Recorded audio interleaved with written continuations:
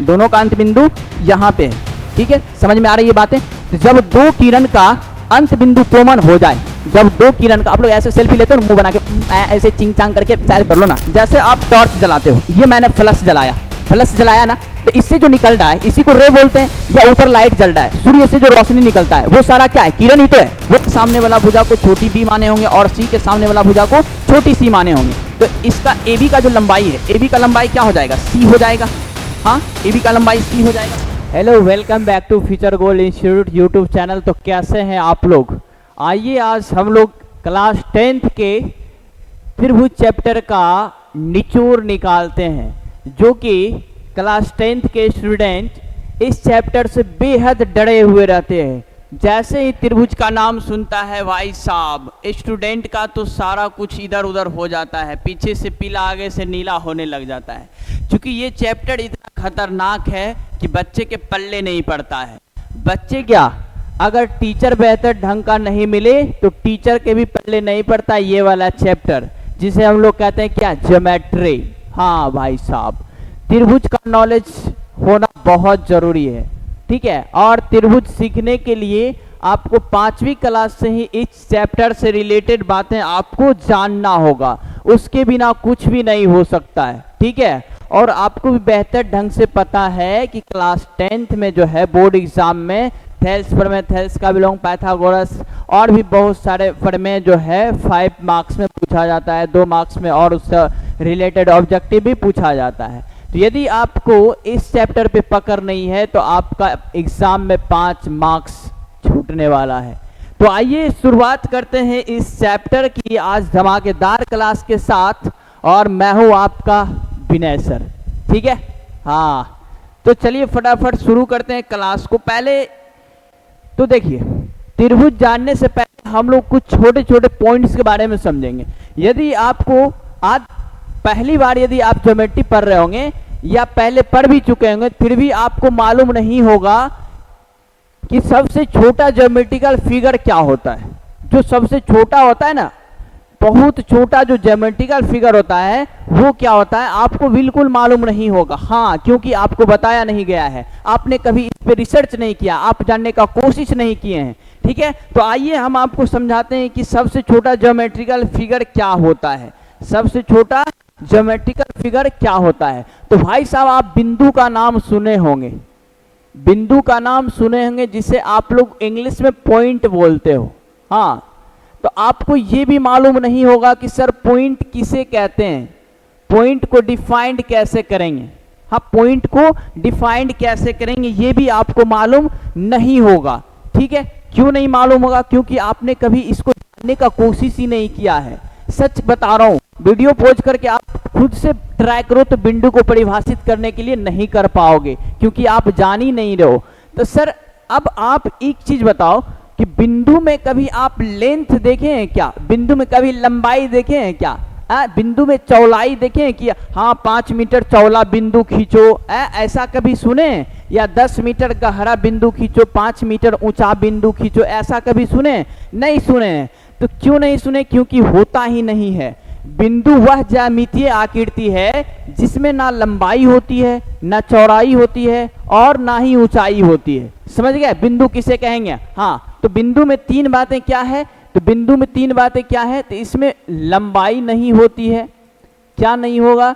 लंबाई, चौड़ाई और ऊंचाई, ये तीनों बातें इसमें नहीं होती है। ये तीनों बातें इसमें नहीं होती है। ऐसा ज्यामितीय आकृति जिसमें ना लंबाई हो, ना चौड़ाई हो, और ना ही ऊंचाई हो, उसे क्या कहेंगे हम लोग? बिंदु कहेंगे। समझ रहे हैं ना? अब देखिए, बिंदु से जैसे आगे बढ़िएगा, थोड़ा सा एक कदम आगे बढ़िएगा, तो बिंदु के बाद आपको मिलेगा किरण। हाँ, आपकी क्लास वाली गर्लफ्रेंड किरण नहीं, या मैथ्स में किरण है। हाँ, तो किरण को इंग्लिश में बोलते हैं रे। ठीक है, इंग्लिश में क्या बोलते हैं? रे। आप रे पढ़े होंगे फिजिक्स में। ठीक है, रे पढ़े होंगे। तो सर किरण क्या होता है? तो आप एक बात कर लो ना, जैसे आप टॉर्च जलाते हो, ये मैंने फ्लश जलाया ना, तो इससे जो निकल रहा है इसी को रे बोलते हैं। या ऊपर लाइट जल रहा है, सूर्य से जो रोशनी निकलता है वो सारा क्या है? किरण ही तो है, वो सारा किरण ही होता है। तो सर किरण को डिफाइंड कैसे करेंगे? तो जैसे अभी हमने यहाँ पे फ्लैश ऑन किया, फ्लैश ऑन किया, तो इसका जो स्टार्टिंग पॉइंट है वो तो यहाँ से है, ठीक है, लेकिन कहाँ तक जा रहा है ये मालूम चल रहा है क्या? नहीं चल रहा है। तो किरण में एक अंत बिंदु है, जो उसका स्टार्टिंग पॉइंट है वही उसका एंडिंग पॉइंट भी है, हाँ या ना? ठीक है। तो किरण में क्या होता है, एक अंत बिंदु होता है जहां से वो निकल रहा होता है, जहां से उसका शुरुआत हो रहा होता है। तो किरण को आइए समझते हैं। किरण का देखिए डायग्राम कैसा होता है। तो ये भाई साहब आपका किरण का डायग्राम हो गया, ये आपका किरण का डायग्राम हो गया। आप इसका नाम दे लो AO, ठीक है, ये हमारा किरण है। तो सर किरण को कैसे परिभाषित करेंगे? हाँ, किरण को कैसे परिभाषित करेंगे? तो आइए देखते हैं किरण को परिभाषित कैसे करना है, ठीक है। तो सर किरण में देखिए बिंदु समझ गए ना, बिंदु समझ गए ना, जिसमें लंबाई चौड़ाई और ऊंचाई ना हो उसे क्या कहेंगे? बिंदु कहेंगे। तो किरण भी ऐसा ज्यामितीय आकृति है जिसमें एक अंत बिंदु होता है। ये देखिए यहां से निकल रहा है, तो यहां इसका क्या है? अंत बिंदु तो है, यहाँ इसका क्या है? अंत बिंदु है। और इधर देखिए कहाँ तक जा रहा है पता नहीं, आप इसको इनफिनाइट तक खींच सकते हो, अनंत दूरी तक इसे खींच सकते हो। हाँ, तो अब इसमें भी तीन बातें हैं। क्या तीन बातें हैं सर? तो पहला बात, इसमें एक अंत बिंदु होता है। कितना अंत बिंदु? एक अंत बिंदु होता है सर। किरण में कितने अंत बिंदु होते हैं? एक अंत बिंदु। इसकी लंबाई फिक्स है क्या कि 5 मीटर होता है किरण, 10 मीटर होता है या 6 सेंटीमीटर, कुछ भी फिक्स है क्या? नो सर, इसकी लंबाई फिक्स नहीं होती है। तो इसका लंबाई क्या है? अनिश्चित है। इसकी लंबाई क्या है? अनिश्चित है, ठीक है। एक अंत बिंदु होता है और इसकी लंबाई क्या है? अनिश्चित है। निश्चित नहीं है कि इसका लंबाई कितना होगा, निश्चित नहीं है कि इसका लंबाई कितना होगा। एक और बात, इधर इसका अंत बिंदु है, लेकिन इधर तो अंत बिंदु नहीं है ना। इधर आप चाहो तो जितना मर्जी उतना दूर तक खींचे जा सकते हो, अनंत तक चाहो तो अनंत तक खींच सकते हो। तो इसकी लंबाई तो अनिश्चित होती है, इसे एक तरफ अनंत तक बढ़ा सकते हैं, एक तरफ अनंत तक बढ़ा सकते हैं, अनंत तक बढ़ा सकते हैं, ठीक है। एक तरफ क्या करते हैं? अनंत तक बढ़ा सकते हैं। समझ रहे हैं ना बात को? अभी देखो बिंदु समझ लिए, किरण समझ लिए, अब किरण के बाद आता है सर रेखा। किरण के बाद क्या आता है? रेखा आता है। आप बोलोगे सर रेखा और किरण सब सेम ही तो है। भाई साहब सेम कुछ भी नहीं है, सब डिफरेंट है। यहाँ पे सब क्या है? डिफरेंट है। तो आइए अब रेखा समझते हैं। रेखा को इंग्लिश में क्या बोलते हैं मालूम है क्या? रेखा को इंग्लिश में बोलते हैं लाइन। हाँ, रेखा का फिगर कैसा होता है? रेखा का फिगर कैसा होता है? तो आइए फिगर से भी मिला देते हैं आपको। ये देख रहे हो आप, ये रेखा का फिगर है, ये रेखा का क्या है? फिगर है। दिख पा रहा होगा आपको बेहतर ढंग से। तो रेखा में सर दोनों तरफ क्या है? एरो का निशान है। इधर A मान लो, इधर B मान लो। अब इसमें दोनों तरफ एरो का निशान है, कहीं भी इसमें पॉइंट नहीं दिख रहा है। जब पॉइंट ही नहीं है तो इसका अंत भी नहीं हो रहा। हाँ, जब पॉइंट दिखेगा तभी तो कहेंगे इसका अंत हो रहा है ना। इसका मतलब रेखा में भी तीन बात है, रेखा में भी तीन बात है। सर क्या तीन बात है? इसमें कोई अंत बिंदु नहीं है, इधर भी जा रहा है और इधर भी जा रहा है, इसका अंत ही नहीं हो रहा है। इसमें कोई अंत बिंदु नहीं है, कोई अंत बिंदु नहीं है, ठीक है। इसमें कोई अंत बिंदु नहीं है। और दूसरी बात, इसकी भी लंबाई फिक्स है क्या कि 5 सेंटीमीटर का रेखा होता है या 10 सेंटीमीटर का ही रेखा होता है, इससे ज्यादा नहीं खींच सकते, ऐसा कुछ है क्या? नहीं सर, ये आप इधर खींच लो, इधर खींच लो, जितना मर्जी उतना लंबाई का खींच सकते हो। तो इसकी भी लंबाई अनिश्चित होती है। इसकी भी लंबाई क्या होती है? अनिश्चित लंबाई होती है, ठीक है। इसकी भी लंबाई अनिश्चित होती है। तीसरा बात इसमें क्या है? तीसरा बात क्या है? तो किरण को क्या कर सकते थे? एक ही और बढ़ा सकते थे। किरण को आप एक ही और बढ़ा सकते हो, क्योंकि एक साइड इसका एंडिंग पॉइंट होता है।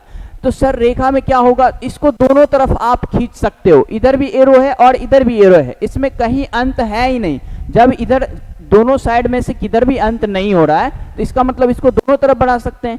तो इसे दोनों तरफ अनंत तक बढ़ा सकते हैं, दोनों तरफ, हाँ, दोनों तरफ अनंत तक बढ़ा सकते हैं, अनंत तक बढ़ा सकते हैं, ठीक है, दोनों तरफ क्या कर सकते हैं, अनंत तक बढ़ा सकते हैं। तो अब आपको समझ में आया। अब एक और बात, अभी देखो क्या समझे, बिंदु समझे। सबसे छोटा ज्योमेट्रिकल फिगर बिंदु, बिंदु के बाद क्या, बिंदु में तीन बातें क्या क्या है, तो इसमें लंबाई चौड़ाई ऊंचाई कुछ भी नहीं होता है। उसके बाद हम लोग क्या देखें, रे, किरण, ठीक है, किरण में भी तीन बात है। इसमें एक अंत बिंदु होता है, इसकी लंबाई अनिश्चित होती है, इसे एक तरफ अनंत तक बढ़ा सकते हैं। उसके बाद फिर देखिए क्या, रेखा, लाइन, लाइन में कोई अंत बिंदु नहीं होता है, इसकी भी लंबाई अनिश्चित होती है और इसे भी क्या कर सकते हैं, दोनों तरफ बढ़ा सकते हैं। इसे क्या कर सकते हैं, दोनों तरफ बढ़ा सकते हैं। अब समझते हैं रेखाखंड। अब क्या समझते हैं सर, रेखाखंड समझते हैं। हाँ, रेखाखंड। अब आपको लगेगा या क्या सर, आप पहले किरण बताए, फिर रेखा, फिर रेखाखंड, सारा बात तो एक ही होता है, फालतू में इधर उधर घुमाए रहो। अरे यार, एक ही नहीं होता है, पहले आप देखो तो सही। हाँ, पहले देखो तो सही, अलग अलग होता है। इसको बोलते हैं लाइन सेगमेंट।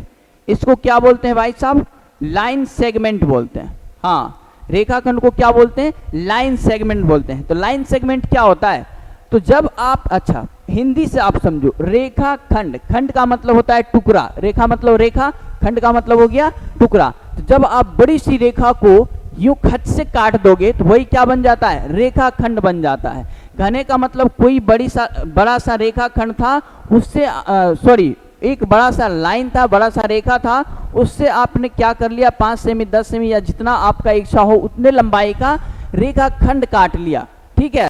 तो इसका नाम ले लेते हैं ए बी। तो इसमें अब देखो, जब इसे काट लिए हैं तो अब तो बढ़ेगा नहीं, अब इसे बढ़ा नहीं सकते हैं, फिक्स कर लिए हैं कि ए से बी तक ही रहेगा, ए से बी तक ही रहेगा। अब आप इसे नहीं बढ़ा सकते हैं। तो इसमें क्या हो गया, इधर भी अंत बिंदु है और इधर भी अंत बिंदु है, दोनों तरफ अंत बिंदु है ना, ठीक है।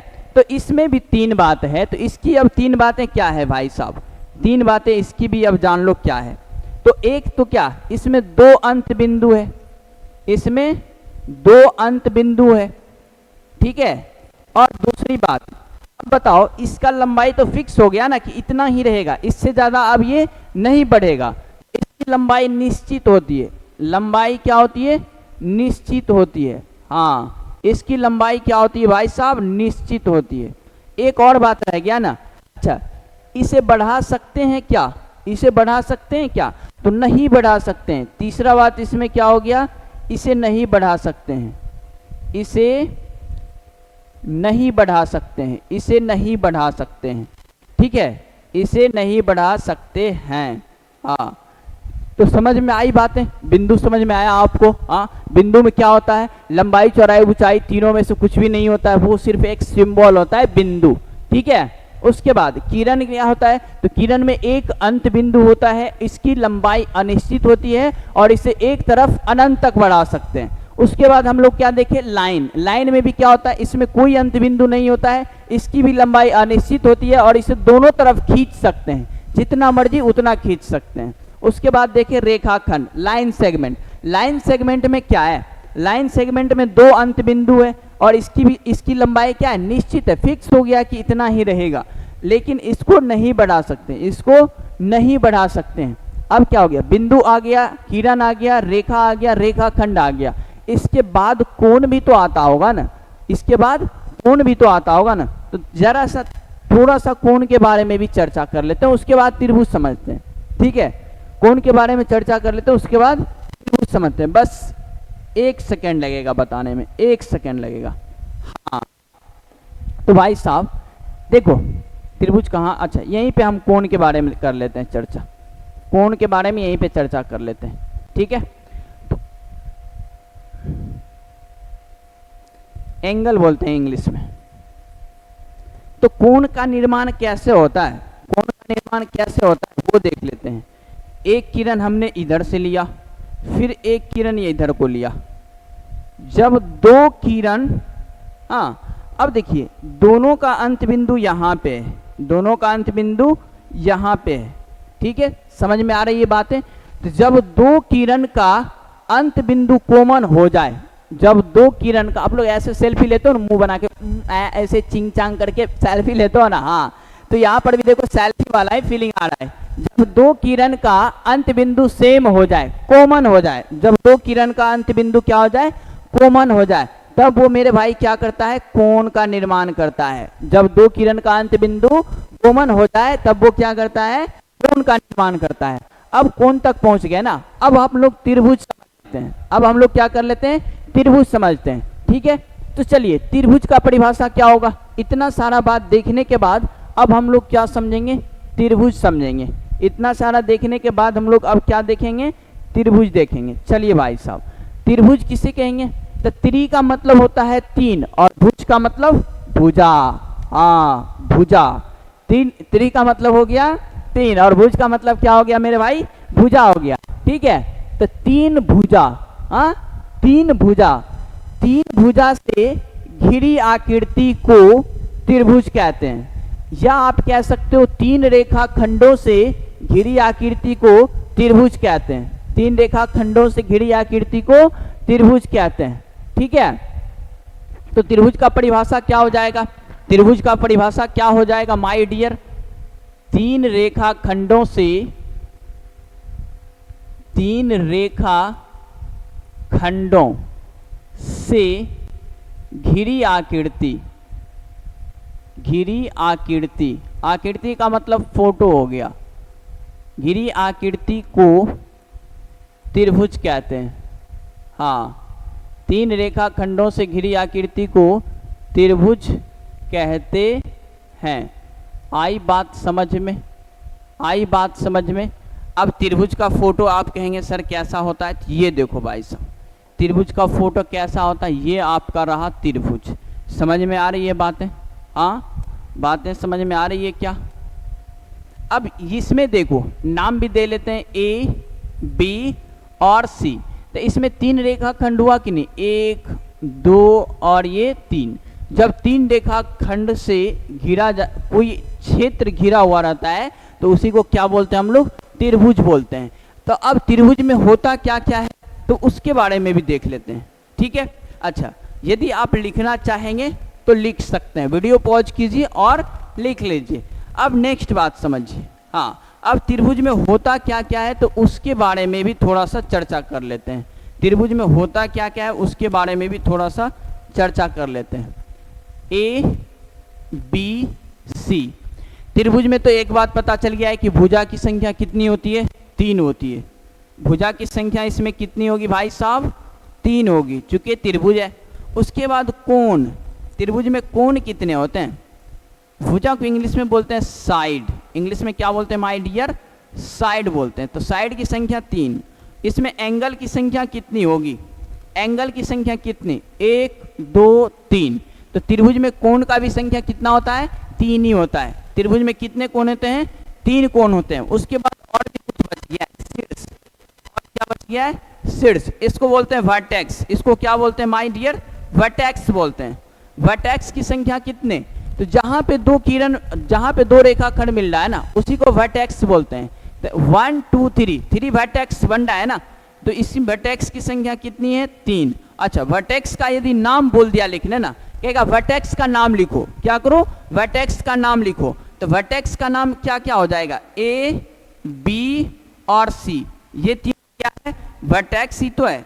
ये तीनों क्या है, वर्टेक्स ही तो है। उसके बाद कहेगा कोण का नाम लिखो भाई साहब, तो ये हो जाएगा कोण ए, कोण बी और कोण सी। ऐसे भी लिख सकते हो, या तो आपको यदि कोण ए लिखना है तो आप इसको ऐसे भी लिख सकते हो, कोण बी ए सी। इसका मतलब कोण ए को ही आप लिख रहे हैं। जिस कोण को लिखना होता है ना उस नाम को बीच में रखना पड़ता है, बाकी दो को आप उल्टे पुल्टे भी रख सकते हो। इसी को आप ऐसे भी बोल सकते हो कोण सी ए बी, ये दोनों सेम ही बात है, दोनों इसी कोण के बारे में बोला जा रहा है। ठीक है, तो भुजा की संख्या कहेगा तो भुजा का नाम भी तो लिखना होता है, तो इसका ए बी हो जाएगा, फिर बी सी हो जाएगा, उसके बाद ए सी हो जाएगा। हाँ अभी कभी कभी एग्जाम में, जैसे कि स्कूल एग्जाम में पूछा गया था कि ए के सामने वाला भुजा को किससे निरूपित करते हैं। तो यदि आप क्लास 9 में उनका सूत्र पढ़े होंगे तो वहाँ आप माने होंगे, क्या माने होंगे सर, तो ए के सामने वाला भुजा को छोटी ए माने होंगे, फिर बी के सामने वाला भुजा को छोटी बी माने होंगे और सी के सामने वाला भुजा को छोटी सी माने होंगे। तो इसका ए बी का जो लंबाई है, ए बी का लंबाई क्या हो जाएगा, सी हो जाएगा। हाँ ए बी का लंबाई सी हो जाएगा। फिर BC का लंबाई क्या होगा माय डियर, A हो जाएगा। फिर AC का लंबाई क्या हो जाएगा, तो B हो जाएगा। यदि ऑब्जेक्टिव में ऐसा पूछे तो बताना है, नहीं तो वैसे त्रिमासिक एग्जाम में, स्कूल एग्जाम में पूछा गया था आपसे, ठीक है। चलिए, तो इस अब त्रिभुज समझ गए आप लोग, अब त्रिभुज समझ गए। अब समझते हैं त्रिभुज और भी कुछ कुछ बातें। त्रिभुज के प्रकार भी होता है, हालांकि क्लास 10th में तो प्रकार से मतलब है नहीं, हाँ ठीक है, आपको क्लास 10th में त्रिभुज का प्रकार नहीं पूछेगा। तो क्या पूछेगा सर, चलिए तो पहले त्रिभुज का प्रकार भी देख लेते हैं। देखिए, त्रिभुज का प्रकार भी दो टाइप से होता है, एक होता है भुजा के आधार पे, एक होता है कोण के आधार पे। आप कहेंगे वैसे में तो सर 6 प्रकार हो गया, नहीं, त्रिभुज के 3 ही प्रकार होते हैं, 3 भुजा के आधार पे और 3 कोण के आधार पे होते हैं, ठीक है। तो पहले हम लोग भुजा के आधार पे त्रिभुज का प्रकार देख लेते हैं। किसके आधार पे देख लेते हैं साहब, तो भुजा के आधार पे त्रिभुज का प्रकार, अकॉर्डिंग टू साइड, भुजा के अकॉर्डिंग, ठीक है, भुजा के आधार पर, ठीक है। कितने प्रकार के होते हैं, तो 3 प्रकार के। कौन कौन, तो समबाहु त्रिभुज ले लो आप। कौन सा त्रिभुज, समबाहु त्रिभुज। इसे क्या कहते हैं इंग्लिश में, इक्विलेटरल ट्रायंगल, इक्विलेटरल ट्रायंगल, ठीक है, इक्विलेटरल ट्रायंगल। समबाहु त्रिभुज क्या होता है सर, तो जिसकी तीनों भुजाएं समान हो, जिसकी तीनों भुजाएं क्या हो, समान हो, उसे समबाहु त्रिभुज कहते हैं। जिसकी तीनों भुजाएं समान हो उसे समबाहु त्रिभुज कहते हैं। और समबाहु त्रिभुज का एक बात है कि इसका तीनों कोण 60-60 डिग्री का होता है। समबाहु त्रिभुज का प्रत्येक कोण कितना कितना डिग्री का होता है माय डियर, 60-60 डिग्री का होता है। और कोई भी त्रिभुज हो, कोई भी त्रिभुज हो, उसके तीनों कोण का योगफल 180 डिग्री होता है। त्रिभुज के तीनों कोण का योगफल कितना होता है माय डियर स्टूडेंट, 180 डिग्री। तीनों कोण का योग कितना होता है, त्रिभुज लिख लेते हैं, त्रिभुज के तीनों कोण का योग कितना होता है, 180 डिग्री होता है, 180 डिग्री होता है। और एक बात आप जान लो कि त्रिभुज के किसी भी दो भुजा का योगफल हमेशा तीसरी भुजा से बड़ी होती है। ये बात भी हम यहाँ पे लिख लेते हैं। त्रिभुज की, हाँ क्या है, त्रिभुज की किसी भी दो भुजा का योगफल, किसी भी दो भुजा का योग तीसरी भुजा से बड़ी होती है, तीसरी भुजा से बड़ी होती है, ठीक है। समझ में आई बातें, समझ में आई बातें। क्या कहना चाह रहे हैं, यदि आप त्रिभुज के दो भुजा को जोड़िएगा वो हमेशा तीसरी भुजा से क्या होगा, बड़ा होगा, ठीक है। तो ये समबाहु त्रिभुज समझ में आया। समबाहु त्रिभुज का क्या मतलब, तीनों भुजा जिसकी बराबर हो उसे समबाहु त्रिभुज कहेंगे। और समबाहु त्रिभुज का तीनों कोण भी बराबर होता है। और प्रत्येक कोण कितने डिग्री का होता है माय डियर स्टूडेंट, तो 60 डिग्री का होता है, ठीक है। चलो नेक्स्ट देखते हैं। अब नेक्स्ट इसी में क्या हो जाएगा, दूसरा समद्विबाहु त्रिभुज। दूसरा क्या हो जाएगा, समद्विबाहु त्रिभुज, समद्विबाहु त्रिभुज। इसे बोलते हैं आइसोसेलस, आइसोसेलस ट्रायंगल। अब समद्विबाहु त्रिभुज भी आपको भली भांति समझ में आ ही रहा होगा। जिस त्रिभुज की दो भुजा, सम मतलब बराबर, द्वि मतलब दो, तो जिस त्रिभुज की दो भुजा बराबर हो जाए, जिस त्रिभुज की दो भुजा बराबर हो जाए उसे कौन सा त्रिभुज कहेंगे, तो समद्विबाहु त्रिभुज कहेंगे। और समद्विबाहु त्रिभुज में एक फंडा होता है, क्या होता है, तो बराबर भुजा के सामने का कोण भी बराबर होता है। तो इसके सामने का ये वाला कोण और इसके सामने का ये वाला कोण आपस में बराबर होगा। ये यदि थीटा है तो ये भी कितना होगा, थीटा ही होगा। ये यदि थीटा है तो ये भी कितना होगा, थीटा ही होगा। समझ में आई बातें। ए बी सी, इसमें क्या है कि ए बी बराबर है ए सी और कोण बी बराबर है सी के। तो समद्विबाहु त्रिभुज समझ में आया ना। हाँ, जिस त्रिभुज की दो भुजा समान हो उसे कौन सा त्रिभुज कहेंगे, समद्विबाहु त्रिभुज कहेंगे। और समद्विबाहु त्रिभुज में क्या होता है, बराबर भुजा के सामने का कोण भी बराबर होता है। समझ में आ रही है बातें। चलो अब तीसरा देख लेते हैं, ठीक है। अब तीसरा देख लेते हैं। तीसरा क्या हो जाएगा माय डियर स्टूडेंट, तो ये हो जाएगा विषम बाहु त्रिभुज। विषम बाहु त्रिभुज, विषम मतलब होता है भिन्न, अलग अलग, बाहु मतलब भुजा। इसको बोलते हैं एस्केलेंट ट्रायंगल, ठीक है, इसे बोलते हैं स्क्लेन ट्रायंगल। तो विषमबाहु त्रिभुज क्या होता है? तो जिस त्रिभुज की तीनों भुजाएं असमान हो जाए, जिस त्रिभुज की तीनों भुजाएं क्या हो जाए?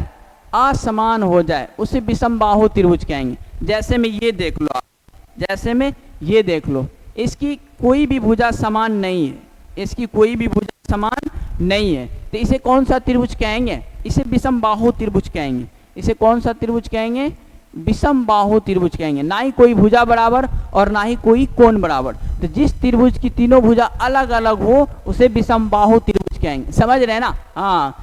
अब ये हो गया क्या? भुजा के आधार पे त्रिभुज का प्रकार हो गया, भुजा के आधार पे त्रिभुज का प्रकार हो गया। अब समझते हैं कोण के आधार पे, अब समझते हैं कोण के आधार पे त्रिभुज का प्रकार। ठीक है, ठीक है माय डियर स्टूडेंट, समझ में आ रही है बातें? कोण के आधार पर त्रिभुज के प्रकार। ठीक है, type of triangles, type of triangles according to,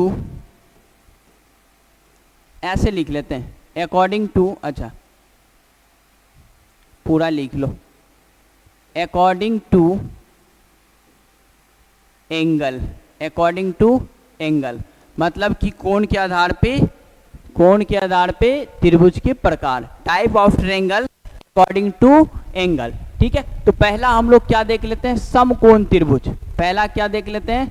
समकोण त्रिभुज। आप लोगों में से बहुत को पता होगा पहले से, समकोण त्रिभुज इंग्लिश में क्या कहते हैं माय डियर स्टूडेंट?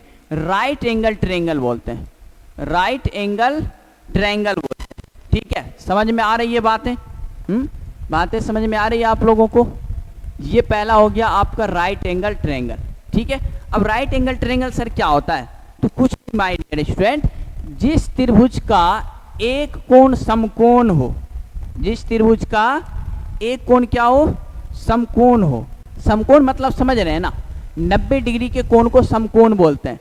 जिस त्रिभुज का एक कोण समकोण हो, ठीक है, उसे समकोण त्रिभुज कहते हैं। तो इसमें एक कोण 90 डिग्री का है, बाकी ये दोनों न्यून कोण है, बाकी ये दोनों क्या है? न्यून कोण है। तो जिस त्रिभुज का एक कोण 90 डिग्री का होगा उसे क्या कहेंगे? समकोण त्रिभुज कहेंगे। समझ गए ना? समकोण त्रिभुज में बाकी दो न्यून कोण होते हैं, समकोण त्रिभुज में दो न्यून कोण होते हैं, याद रखिएगा। अब दूसरा, दूसरा देख लो, दूसरा हो जाएगा आपका न्यून कोण त्रिभुज, दूसरा हो जाएगा न्यून कोण त्रिभुज। हाँ, न्यून कोण त्रिभुज को क्या बोलते हैं सर? तो एक्यूट एंगल बोलते हैं, acute angle triangle, acute angle triangle. ठीक है, इसमें क्या होता है सर? तो इसमें तीनों कोण जो है 90 डिग्री से छोटा होता है, इसमें तीनों कोण क्या होता है? 90 डिग्री से छोटा होता है। तो जिस त्रिभुज की तीनों कोण न्यून कोण हो, ठीक है, जिस त्रिभुज की तीनों कोण न्यून कोण हो उसे न्यून कोण त्रिभुज कहते हैं। कहने का मतलब तीनों कोण 90 डिग्री से क्या होना चाहिए? छोटा होना चाहिए। अच्छा, किसी भी त्रिभुज में तीनों कोण सबसे कम कितना कितना डिग्री का हो सकता है? तो 60-60 डिग्री का। 60-60 डिग्री से कम आप किसी त्रिभुज का कोण ले ही नहीं सकते हो। तीनों कोण का बात कर रहे हैं माय डियर स्टूडेंट, ऐसा नहीं कि एक या दो कोण, एक या दो कोण का बात करेंगे तो 60 से नीचे जा सकते हैं, लेकिन यदि तीनों कोण को हम नीचे करते जाएं तो 60 से कम नहीं हो सकता है। ठीक है, यस। अब तीसरा समझिए, समझ गए ना? न्यून कोण त्रिभुज, जिस त्रिभुज की तीनों कोण 90 डिग्री से कम होगा उसे न्यून कोण कहेंगे। ठीक है, अब समझिए तीसरा, अधिक कोण त्रिभुज, अधिक कोण त्रिभुज। ठीक है, obtuse angle triangle, obtuse angle triangle. ठीक है, ऑब्ट्यूज एंगल ट्रायंगल। तो ऑब्ट्यूज एंगल ट्रायंगल क्या होता है? तो ये समझ लो आप, ये समझ लो। हाँ, देख रहे हो आप? इसे देख पा रहे हो? थोड़ा इसे मैं ऐसे कर लूँ सीधा। हाँ, अब देखो आप, ये 90 डिग्री है और ये देखो 90 से ज़्यादा झुक गया है। ये क्या है? 90 से ज़्यादा हो रहा है। तो यदि किसी त्रिभुज का एक कोण 90 डिग्री से ज़्यादा हो जाए, यदि किसी त्रिभुज का एक कोण 90 डिग्री से क्या हो जाए? ज्यादा हो जाए। जैसे कि यहाँ पे देखो बी कोण क्या हो रहा है, यहाँ पे 90 से ज्यादा झुक रहा है, 90 से ज्यादा हो रहा है। तो जिस त्रिभुज का एक कोण 90 से ज्यादा हो जाएगा उसे क्या कहेंगे माय डियर स्टूडेंट, अधिक कोण त्रिभुज कहेंगे। समझ में आई, ये बातें समझ में आई आपको। समकोण त्रिभुज में क्या होता है, एक कोण 90 डिग्री का होता है। न्यून कोण त्रिभुज में क्या होता है, तीनों कोण 90 से कम होता है। और अधिक कोण त्रिभुज में क्या होगा, एक कोण 90 डिग्री से अधिक होगा, बाकी दो न्यून होगा। समझ में आई बातें, आगे बढ़े। चलो नेक्स्ट समझते हैं। अब जो हमारे क्लास 10th लायक बात है वो जानते हैं, सर्वांग समता समझते हैं भाई साहब। ठीक है, क्या समझते हैं, सर्वांग समता समझते हैं। सर्वांग समता में भी आपको क्या करना होगा, रेखाखंड का सर्वांग समता अलग होता है, फिर कोण का सर्वांग समता होता है, उसके बाद त्रिभुज का सर्वांग समता हम लोग समझते हैं। तो रेखाखंड का सर्वांग समता समझना आसान है, रेखाखंड का सर्वांग समता समझना बिल्कुल आसान है। क्यों आसान है सर, क्योंकि दो लाइन को आप सर्वांगसम बोल सकते हो यदि उसकी, हाँ यदि उसकी लंबाई क्या हो, यदि उसकी लंबाई जो है सेम होना चाहिए, यदि उसकी लंबाई क्या होना चाहिए, सेम होना चाहिए। तो यहाँ पे हमने दो रेखाखंड लिया है, ठीक है, दो रेखाखंड लिया है, जबकि दोनों का लंबाई क्या है, सेम है। दोनों का लंबाई क्या है माय डियर स्टूडेंट, सेम है। तो इन दोनों को हम सर्वांगसम बोल सकते हैं। अच्छा पहले सर्वांगसम का परिभाषा समझ लेते हैं कि क्या होता है। सर सर्वांगसम क्या होता है, ठीक है। तो सर्वांगसम लाइक दैट, ये देखो इन दोनों में आप फर्क पहचानो। जैसे मैं अभी दोनों अलग अलग हाथ में रखा है, अब मैंने ये लो दोनों को मिला दिया, अब आपको पता चल रहा है कि कौन इसमें था और कौन इसमें था, नहीं पता चल रहा है। इसी को कहते हैं सर्वांगसम, इसी को क्या बोलते हैं, सर्वांगसम। कहने का मतलब सर्वांगसम का ये मतलब होता है भाई साहब, सर्वांगसम का मतलब होता है कि ऐसा फिगर जो दिखने में समान हो और नापने में भी समान हो, दिखने में समान हो और उसका लंबाई चौड़ाई ऊंचाई मोटाई भी क्या होना चाहिए, समान होना चाहिए, तभी वो दोनों फिगर क्या कहलाएगा, सर्वांगसम कहलाएगा। ठीक है, समझ में आ रही है बातें आपको, सर्वांगसम समझ में आई क्या। तो सर्वांगसमता का परिभाषा में देख लीजिए क्या लिखना है, सर्वांगसमता में आपको क्या लिखना है। ठीक है, आकार और माप, आकार और माप, आकार मतलब हो गया आपका ये शेप, आप आकार मतलब हो गया शेप, और माप मतलब कि साइज।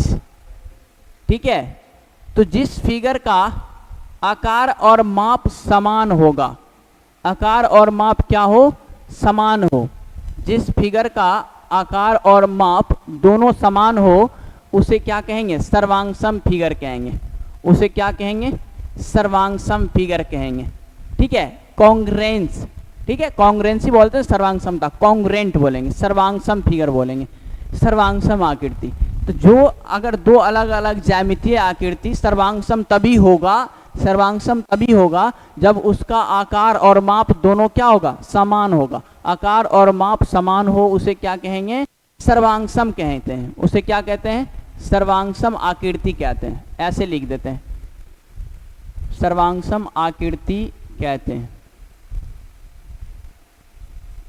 ठीक है, जिस आकृति का, ठीक है, जिस भी फिगर का आकार और माप दोनों समान होगा उसे क्या कहेंगे, सर्वांगसम आकृति कहेंगे। अब जैसे एक त्रिभुज बना करके एग्जाम्पल देते हैं, एक त्रिभुज बना करके एग्जाम्पल देते हैं। ठीक है, समझने की कोशिश करो। यस, अब यहाँ पे मैंने एक त्रिभुज ले लिया, ठीक है, अब इसी के बराबर में एक और त्रिभुज मैंने कॉपी कर लिया, एक और त्रिभुज मैंने क्या कर लिया, कॉपी कर लिया। ठीक है, समझ में आ रही है बातें। तो इन दोनों त्रिभुज को सर्वांगसम तभी कहेंगे जब इसको इस पे रखने के बाद पूरा पूरा ढक जाए, ना नीचे वाला बड़ा होना चाहिए ना ऊपर वाला बड़ा होना चाहिए, बिल्कुल एक दूसरे पे क्या होना चाहिए, पूरे तरीके से ढक देगा, तभी क्या कहेंगे, उसको सर्वांगसम कहेंगे। समझ रहे हैं बात, सर्वांगसम किसे कहेंगे। तो ये लीजिए मैंने अलग अलग कर लिया। तो यदि दो त्रिभुज को सर्वांगसम दिखाना होगा तो उसकी तीनों भुजाएं, एक त्रिभुज की तीनों भुजाएं, जैसे में इसका ये भुजा और इसका ये भुजा इसके बराबर, इसका ये वाला भुजा इसके बराबर, दो त्रिभुज तभी सर्वांगसम होगा जब एक का तीनों भुजा दूसरे के तीनों भुजा के क्या होगा, बराबर होगा। समझ रहे हैं बात को, बातें समझ में आ रही है। तो रेखाखंड का सर्वांगसमता यदि पूछेगा तो रेखाखंड में कुछ नहीं, बस दो रेखाखंड सर्वांगसम होगा यदि उसकी लंबाई बराबर होगा। दो कोण का सर्वांगसमता भी पूछ सकता है, तो दो कोण भी तभी सर्वांग सम होगा जब दोनों कोण का मान बराबर होगा, दोनों कोण का मान क्या होगा, बराबर होगा। ठीक है, अब देखिए क्लास 10th में सर्वांग समता से रिलेटेड कुछ क्वेश्चन नहीं मिलेगा आपको, उसमें मिलेगा आपको समरूपता से रिलेटेड। तो पहले सर्वांगसम समझ लेते हैं, उसके बाद समरूपता भी समझेंगे। ठीक है, तो सर्वांगसम और समरूपता में क्या अंतर है वो भी बता देंगे। ठीक है, सर्वांग समझ में आया, सर्वांगसम समझ में आया आप लोगों को, अब समरूपता समझते हैं। ठीक है, अच्छा, दो विरित यदि पूछे आपसे कि सर्वांगसम कब होगा, तो दो विरित सर्वांगसम तभी होगा जब उसकी त्रिज्या समान हो। दो विरित सर्वांगसम तभी होगा जब उसकी त्रिज्या क्या हो, समान हो। दो विरित सर्वांगसम तभी होगा जब उसकी त्रिज्या क्या होना चाहिए, समान होना चाहिए।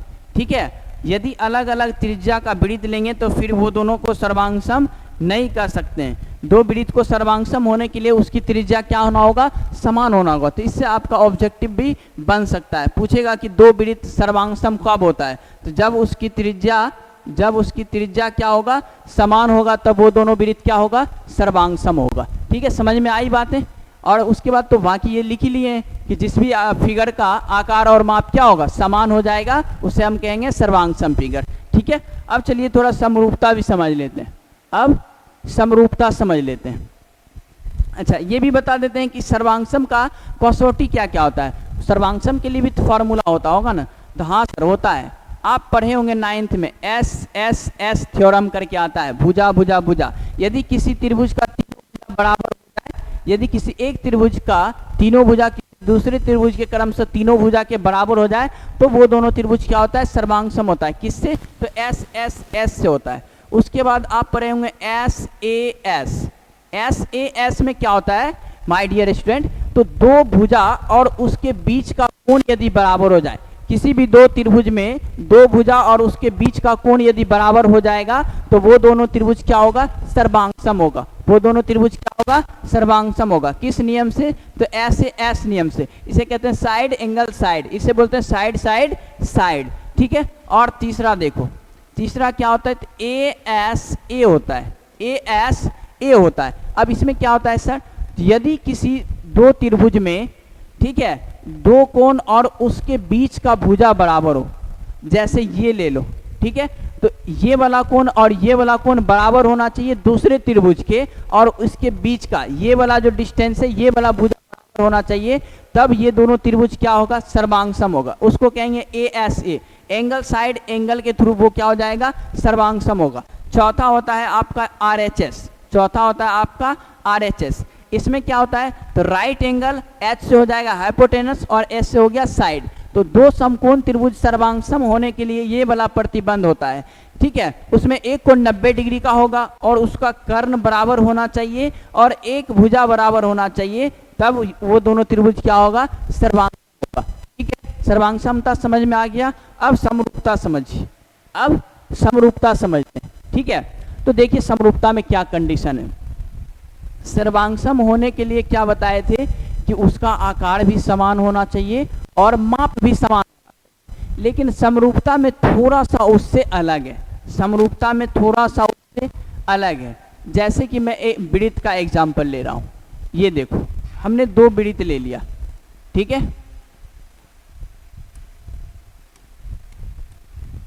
ये दोनों वृत्त है, तो इसे हम सर्वांगसम नहीं कह सकते हैं। क्यों नहीं कह सकते हैं, क्योंकि इसकी त्रिज्या और इसकी त्रिज्या अलग है, दोनों की त्रिज्या क्या है, अलग है। लेकिन इन दोनों फिगर को हम समरूप कह सकते हैं।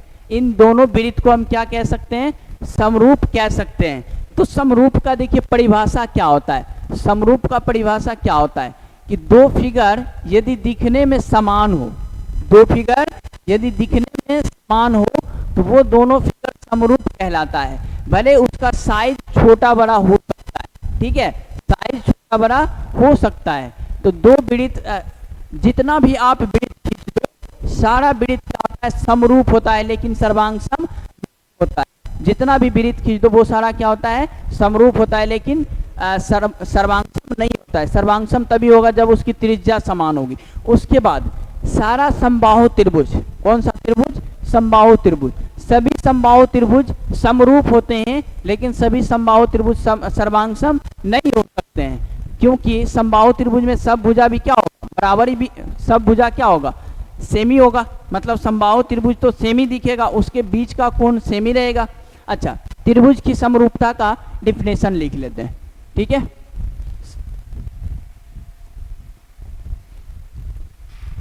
समरूपता समझ में आई ना?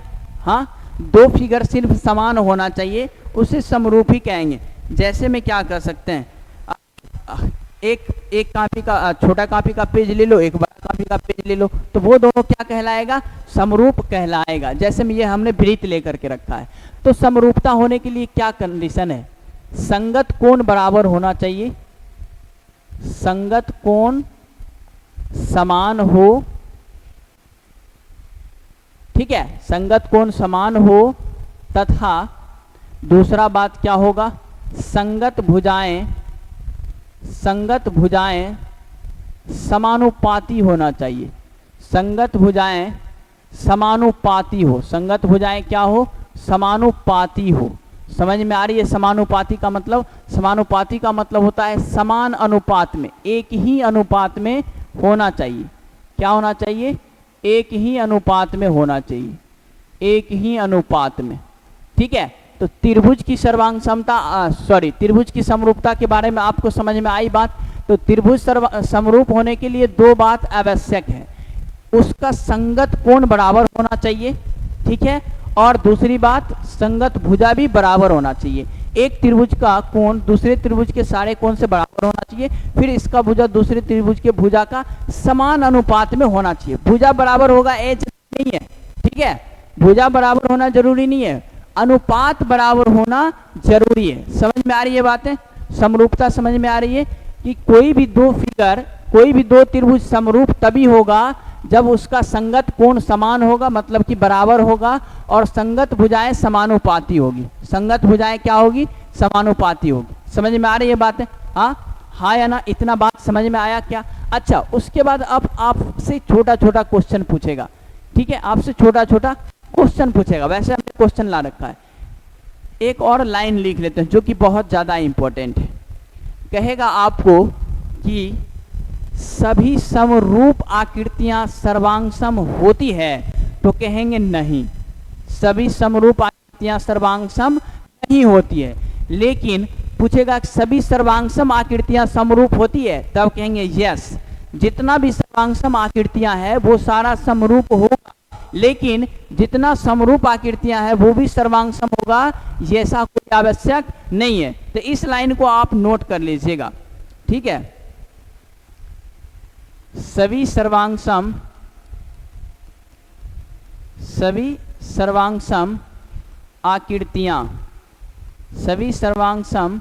आकृतियां समरूप होती है, समरूप होती है, लेकिन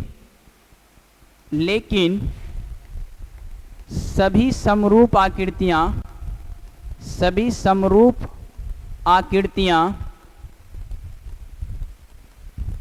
सर्वांगसम होना आवश्यक नहीं है, सर्वांगसम हो यह आवश्यक नहीं है, यह आवश्यक नहीं है। समझ में आई बातें? बातें समझ में आई का? मतलब कि सर्वांगसम आकृति को समरूप बोल सकते हैं, लेकिन सभी समरूप आकृति को सर्वांगसम नहीं बोल सकते। समझ में आ रही है बातें?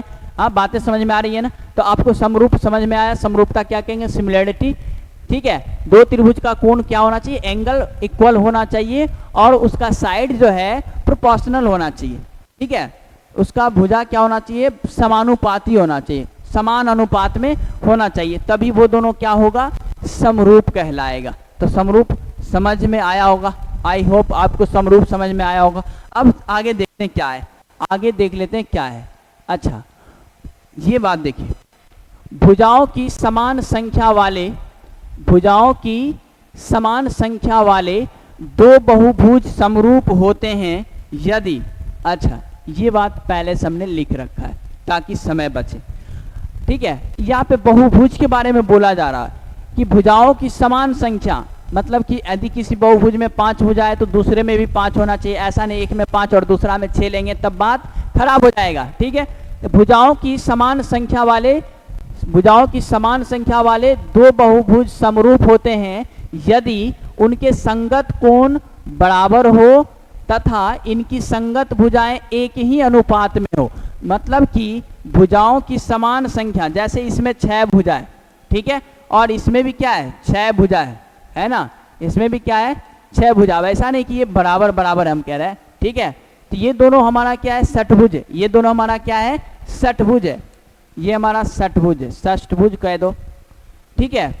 ये दोनों षष्ठभुज है लेकिन दोनों छोटा बड़ा दिख रहा है, तो इसको हम समरूप सर्वांगसम नहीं कह सकते, सर्वांगसम नहीं कह सकते। सर्वांगसम होने के लिए क्या होना होता है, जितना बड़ा ये दिख रहा है उतना बड़ा वो भी होना चाहिए, ठीक है। जितना बड़ा एक फिगर दिखेगा दूसरा भी फिगर उतना ही दिखना चाहिए, तब जाके वो सर्वांगसम होगा। लेकिन समरूप होने के लिए बस आकार सेम होना चाहिए, आकार सेम होना चाहिए, दिखने में दोनों सेम ही है। हाँ, एक कंडीशन तो है, इसके बीच का कोण बराबर होना चाहिए इन सब के बीच के कोण के, ठीक है। ये बात तो यहाँ पे लिखा हुआ है कि उनके संगत कोण क्या हो, बराबर हो। संगत कोण मतलब इसका ये वाला इसके साथ, इसका ये वाला इसके साथ, इसका इसके साथ, इस तरह से संगत कोण क्या होना चाहिए, बराबर होना चाहिए। और संगत भुजाएं समान अनुपात में होना चाहिए, एक ही अनुपात में होना चाहिए। कहने का मतलब इसका और इसका अनुपात, फिर इसका और इसका अनुपात, इसका और इसका अनुपात, सबका अनुपात क्या होना चाहिए, बराबर होना चाहिए। कहने का मतलब यदि हम A B C D E F और इसको ले लेते हैं P Q R S T U, हाँ, तो ए बटे पी, बी बटे क्यू, सी बटे आर, डी बटे एस, ई बटे टी और एफ बटे यू, इसी को बोलते हैं एक ही अनुपात में होना, समान अनुपात, ठीक है, जिसको कि समानुपाती बोलते हैं। समझ में आ रही है बातें कि दो बहुभुज समरूप कब होगा, जब उनका संगत कोण बराबर होना चाहिए और संगत भुजाएं एक ही अनुपात में हो, समानुपाती होना चाहिए। इतना बात तो समझ में आ ही गया होगा। चलिए नेक्स्ट देखिए, अब आ गया आपका क्वेश्चन प्रश्नावली 6.1। अब इतने बात में आपका प्रश्नावली 6.1 क्लियर हो जाएगा, ठीक है। कैसे क्लियर हो जाएगा तो देखिए, कैसे क्लियर हो जाएगा तो आप समझिए जरा इस बात को समझना तो पड़ेगा। हाँ, क्या है, पहला क्वेश्चन देखो कि इसमें क्या बोल रहा है कि सभी वृत्त डैश होते हैं सर्वांगसम या समरूप। तो अभी मैंने आपको बताया कि सभी वृत्त के बारे में यदि पूछा जाए, सभी वृत्त के बारे में यदि पूछा जाए तो वो समरूप होगा, सर्वांगसम नहीं होगा। सर्वांगसम वही वृत्त होगा जिसका त्रिज्या समान होगा। तो इसमें आंसर क्या हो जाएगा माय डियर स्टूडेंट, तो इसमें आंसर हो जाएगा समरूप। इसमें आंसर क्या हो जाएगा, समरूप हो जाएगा। समझ में आई बातें, इसका आंसर क्या हो जाएगा, समरूप हो जाएगा। उसके बाद सभी वर्ग डैश होते हैं, सभी वर्ग, अब समझो वर्ग क्या होता है, वर्ग की भुजा तो समान होती है, वर्ग की चारों भुजा क्या होती है, समान होती है। तो सभी वर्ग के बारे में बोला जा रहा है, ऐसा नहीं कह रहा है कि दो बराबर भुजा वाला वर्ग, ऐसा नहीं कह रहा है। तो सभी वर्ग के बारे में पूछा जाए तो वो क्या होगा, समरूप होगा, नोट सर्वांगसम। दो वर्ग सर्वांगसम तभी होगा जब एक का भुजा दूसरे के भुजा से बराबर होगा, तभी वो दोनों सर्वांगसम कहलाएगा, अन्यथा सर्वांगसम नहीं क्या कहलाएगा, समरूप कहलाएगा। तो सभी वर्ग क्या कहलाएगा माय डियर स्टूडेंट, समरूप कहलाएगा। समझ में आई बातें। हाँ, उसके बाद सभी त्रिभुज, सभी डैश त्रिभुज समरूप होते हैं। अच्छा, कौन सा त्रिभुज, अभी मैंने चर्चा किया है क्लास में कि सभी समबाहु त्रिभुज जो है समरूप होते हैं। सभी समबाहु त्रिभुज क्या होते हैं, समरूप होते हैं। हाँ, तो इसमें आंसर क्या माय डियर स्टूडेंट क्या हो जाएगा, समबाहु त्रिभुज। समबाहु त्रिभुज, सभी समबाहु त्रिभुज क्या होता है, समरूप होते हैं। समझ में आ रही है बातें। उसके बाद नेक्स्ट लाइन समझो, भुजाओं की समान संख्या वाले दो बहुभुज समरूप होते हैं यदि उनके संगत कोण डैश हो तथा उनकी संगत भुजाएं डैश हो। तो अभी मैंने पीछे देखा है कि भुजाओं की समान संख्या वाले संगत कोण क्या होना चाहिए, बराबर होना चाहिए, और भुजाओं की संगत भुजा क्या होना चाहिए, समान अनुपात में होना चाहिए। तो इसका जो बराबर वाला ऑप्शन है वो यहाँ पर भराएगा, ये हो जाएगा बराबर, ठीक है। मतलब कि भुजाओं की समान संख्या वाले दो बहुभुज समरूप होते हैं यदि उनके संगत कोण क्या हो, बराबर हो। यदि उनके संगत कोण क्या होना चाहिए, बराबर होना चाहिए, तथा उनकी भुजाएं क्या होना चाहिए, समानुपाती होना चाहिए। भुजाएं क्या होना चाहिए, समानुपाती होना चाहिए, ठीक है। ठीक है, बातें समझ में आई इतना। चलिए नेक्स्ट सवाल देखते हैं। नेक्स्ट सवाल, अच्छा इसमें क्या बोल रहा है, निम्नलिखित युग्मों के दो भिन्न भिन्न उदाहरण दीजिए। ये जो कह रहा है इसका दो अलग अलग एग्जाम्पल मांग रहा है हमसे, बोल रहा है समरूप आकृतियां। तो समरूप आकृतियां में हम लोग क्या कर लेते हैं, दो वृत्त खींच देते हैं। ये लो भाई साहब, ये दोनों हो गया आपका कौन सा आकृतियां, समरूप आकृतियां। ये दोनों आपका कौन सा आकृति हो गया, तो समरूप आकृति हो गया। समझ में आ रही है बातें, हाँ बातें समझ में आ रही है आपको। ये हो गया आपका समरूप आकृतियां। दो वृत्त समरूप ही तो होते हैं, दो वृत्त क्या सभी वृत्त समरूप होते हैं, सर्वांग पूछता तो बात अलग होता। उसके बाद बोल रहा है ऐसी आकृतियां जो समरूप नहीं है। तो समरूप नहीं है बोला ना, कोई बात नहीं है, एक वृत्त बना लेते हैं और दूसरा त्रिभुज या कुछ भी, दूसरा कुछ भी, एक वर्ग। हाँ अब ये दोनों समरूप है क्या, एक जैसा दिखने में है, ये दोनों में से कोई भी फिगर, दोनों अलग अलग ही है, दोनों अलग अलग ही है, तो ये समरूप नहीं है, ये समरूप नहीं है। समझ में आई बातें, हो गया ये वाला सवाल।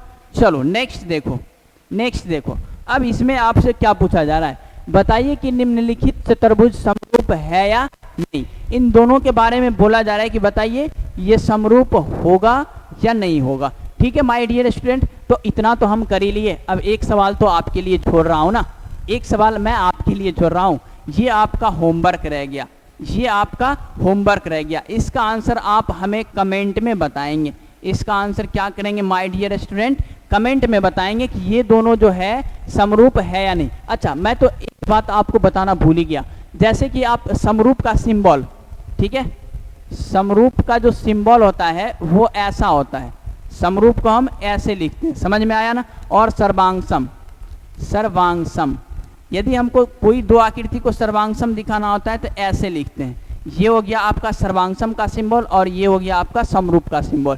ठीक है, तो मिलते हैं अब नेक्स्ट क्लास में my dear student. I hope आपको ये क्लास बेहतर लगा होगा।